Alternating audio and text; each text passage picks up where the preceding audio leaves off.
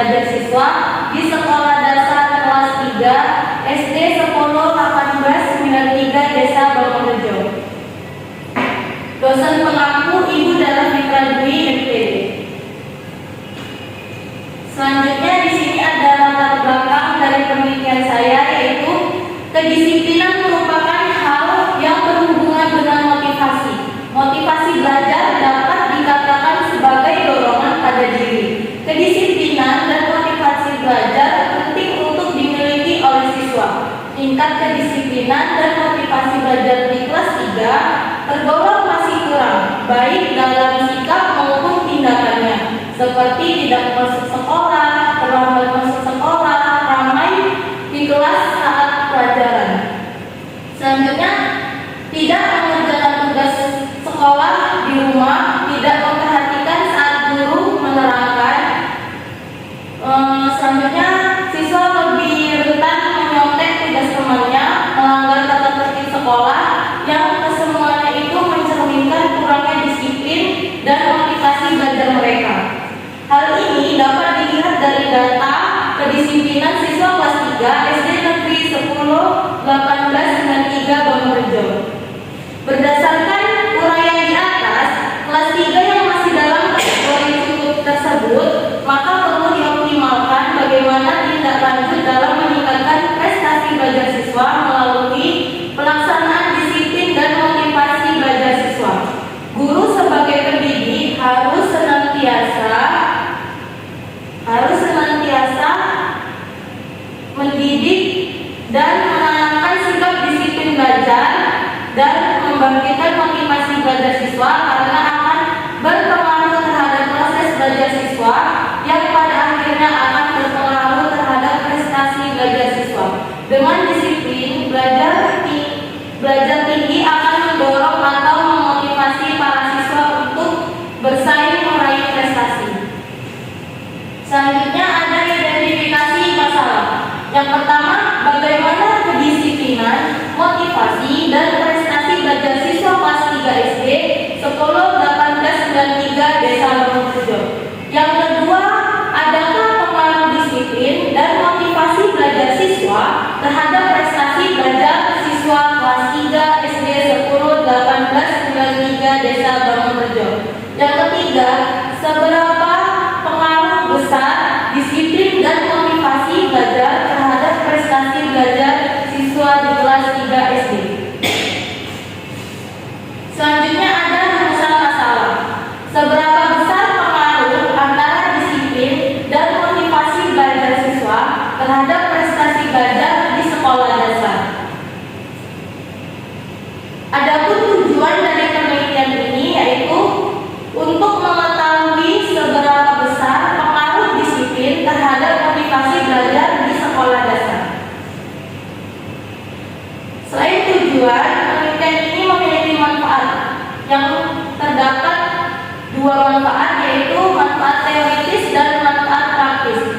Manfaat teoritisnya, penelitian ini diharapkan berguna untuk memperluas dan menambah ilmu pengetahuan, khususnya tentang disiplin dan motivasi belajar siswa. Yang kedua, ada manfaat praktis. Di antaranya yang pertama, manfaat praktis untuk guru. Yang kedua, bagi guru diharapkan senantiasa memperhatikan motivasi belajar siswa dan kedisiplinannya.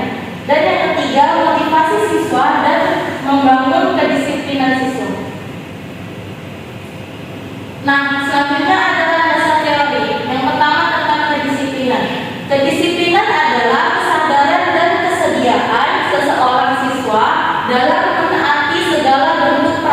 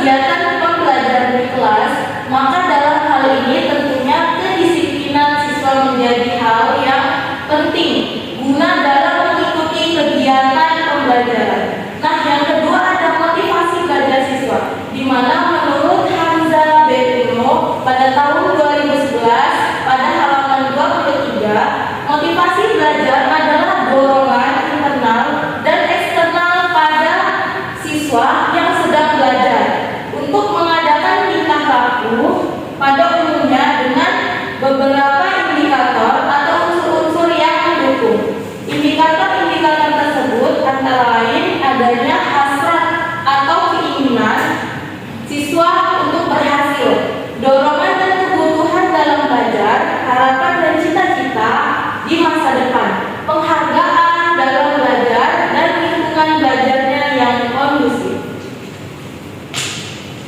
Selanjutnya ada prestasi belajar. Prestasi belajar menurut TU tahun 2004 pada halaman 75, prestasi belajar adalah penguasaan atau pengetahuan ataupun keterampilan yang dikembangkan oleh mata pelajaran. Lazimnya ditunjukkan dengan nilai tes atau angka nilai yang diberikan oleh guru.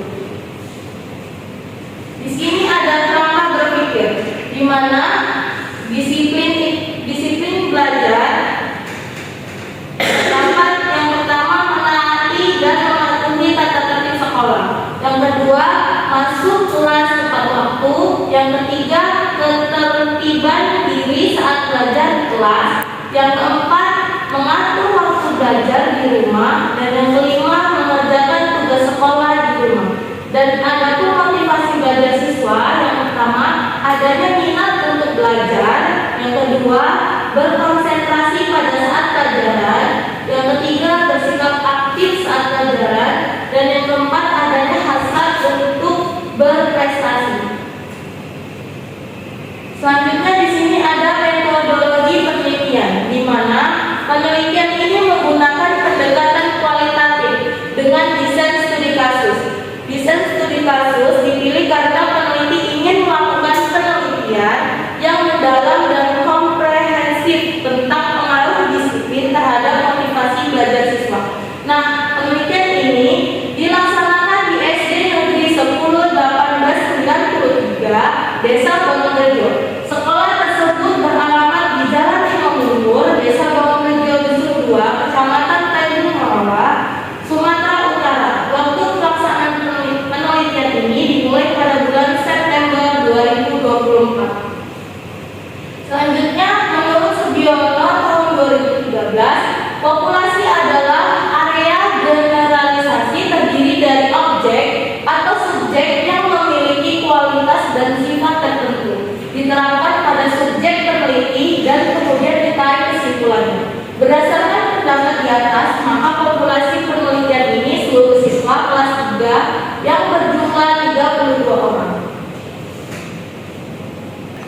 Baik, teknik pengumpulan data dari penelitian ini, yang pertama ada observasi. Kegiatan pemantauan dilakukan untuk mengetahui kegiatan belajar siswa dengan tindakan guru dalam proses pembelajaran dengan metode pembelajaran indeks PART-MET. Baik, selanjutnya metode penelitian, di mana penelitian ini teknik pengumpulan data dari penelitian ini yang pertama ada observasi, di mana kegiatan pemantauan dilakukan untuk mengetahui kegiatan belajar siswa dan tindakan guru dalam proses pembelajaran. Selanjutnya ada wawancara, di mana orang-orang yang ditanyai peneliti adalah guru sebagai pelaksanaan kegiatan dan siswa sebagai tujuan penelitian. Berdasarkan instruksi wawancara, percakapan ini bertujuan untuk informasi lebih lanjut. Dan yang terakhir adalah dokumentasi, di mana dokumentasinya yang digunakan dalam penelitian ini berupa dokumen rencana pelaksanaan pembelajaran seperti RPP, daftar nilai ujian dan informasi siswa tentang keadaan sekolah, letak geografis, sejarah perkembangan sekolah, jumlah siswa, jumlah guru, dan kelengkapan infrastrukturnya yang ada di sekolah. Baik, sekian itu saja yang dapat saya tampilkan dari hasil seminar proposal saya. Saya mohon maaf apabila ada kata ataupun penjelasan saya yang kurang jelas. Saya tutup dengan wabillahi